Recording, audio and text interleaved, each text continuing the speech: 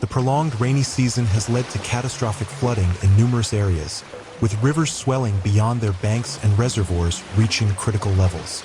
Local officials have reported water levels not seen in decades, underscoring the extraordinary nature of this disaster.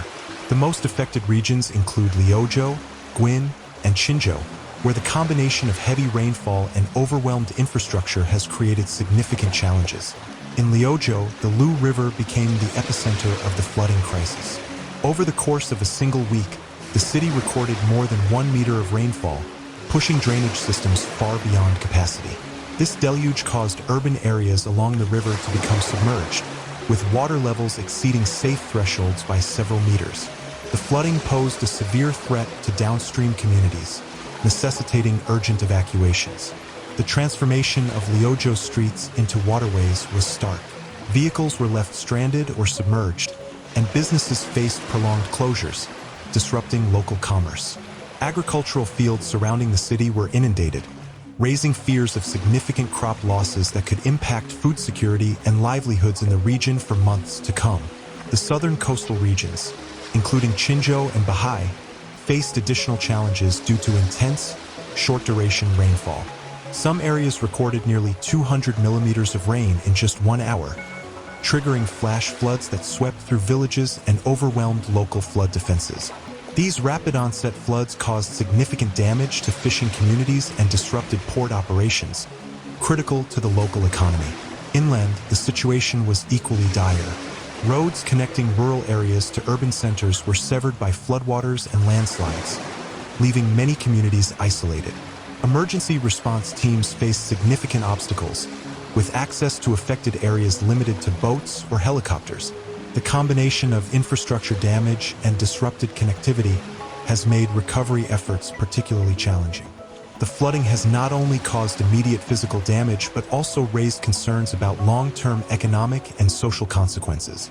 The destruction of agricultural lands threatens food production, while the damage to infrastructure will require significant investment to repair.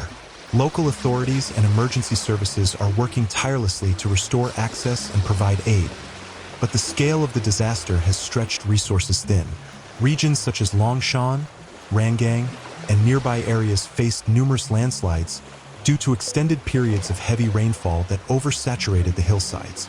In certain villages, entire groups of homes were swept away or buried under debris. Despite efforts to evacuate residents in advance, some casualties were reported, underscoring the ongoing risks faced by mountain communities from sudden, rain-triggered geological events. Rescue operations were swiftly mobilized along river valleys, where teams worked tirelessly to clear rubble and deliver essential supplies to families cut off by the disasters. While recovery efforts are projected to span several months, the economic toll is already evident. The agricultural sector has been hit hard, with vast swathes of rice paddies, cornfields, and vegetable gardens submerged for days, resulting in substantial crop losses. Devastating floods have left farmers across the region grappling with significant losses of livestock, especially in the low-lying pastures where animals graze. These areas are so vulnerable because they're often right next to rivers or in floodplains, and when heavy rains hit, there's nowhere for the water to go but straight into those fields. Small businesses, particularly those tied to tourism in places like the picturesque town of Guilin, have taken a major hit too, with popular sites shuttered and tourists evacuated for safety. It's heartbreaking to think about these small towns that rely on visitors for their livelihood. When disaster strikes, it's not just the immediate damage, but the ripple effect on the local economy. The financial burden of rebuilding damaged roads, bridges, and other infrastructure is looming large, and it's likely to put a serious strain on local government budgets. This is where things get tricky. Small regions often don't have the funds to bounce back quickly, and even with central government aid, it can take years to fully recover. Thankfully, emergency relief funds have been dispatched to help cover some of these costs, but the road to recovery is going to be long. Just imagine trying to rebuild entire communities while still dealing with the aftermath of a disaster. It's a monumental task. On the brighter side, the response to this crisis has shown some real strengths. Emergency services sprang into action with impressive speed, leveraging cutting-edge early warning systems to alert residents. These systems are game changers. Think about how much worse things could have been without tech like weather radars or automated alerts. Rescue teams worked tirelessly, and their efforts undoubtedly saved lives and kept the situation from spiraling further out of control. It's a reminder of how much we owe to these unsung heroes who put themselves in harm's way to help others. Looking ahead, the forecast isn't exactly reassuring, with experts warning of more heavy rainfall through the late summer. This is where Mother Nature keeps us on our toes. Climate patterns are getting harder to predict, and it's pushing communities to stay vigilant.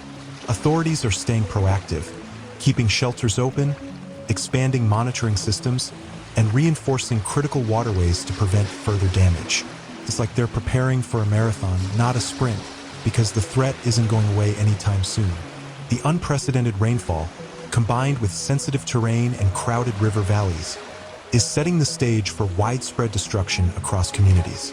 This isn't a one-time event.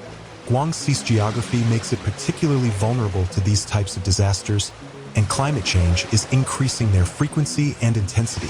As Guangxi begins to rebuild, the region is grappling with a difficult reality, restoring homes, roads, and lives while preparing for future floods that can be even more devastating.